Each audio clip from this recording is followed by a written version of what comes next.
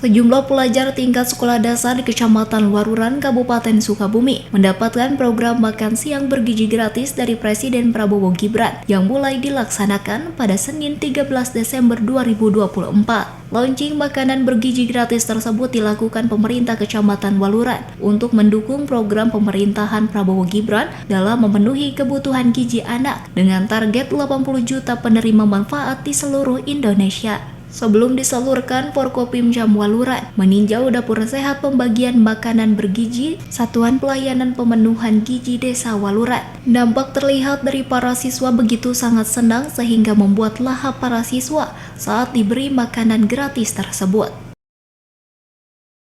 Dek. Nasi, Terus sayur,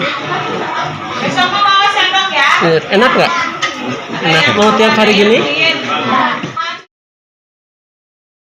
Menurut Kepala Dapur mengatakan pada launching ini pihaknya menyalurkan sebanyak 3.000 paket makanan bagi para pelajar di Desa Waluran. Usai penyaluran dan peninjauan makan bergizi, Camat Waluran berharap dari kesiapan dapur sehat yang telah dimonitor langsung bersama unsur TNI, Polri, pemerintah kecamatan dan para kepala desa sekecamatan Waluran dan pihak terkait dapat menguatkan dan meningkatkan kinerja terbaik Satuan Pelayanan Pemenuhan Gizi.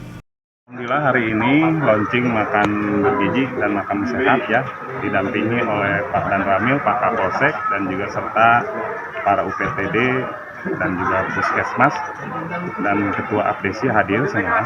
Hari ini launching pertama memang kita berikan kepada anak-anak sekolah yang memang kuotanya kita 3.500. Tentunya memang di Waluran ini hampir 7.000.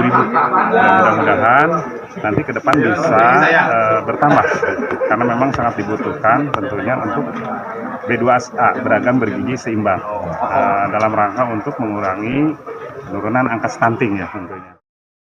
Dari Kecamatan Waluran, Kabupaten Sukabumi, Indra Sopian, Tim Liputan MGS TV melaporkan.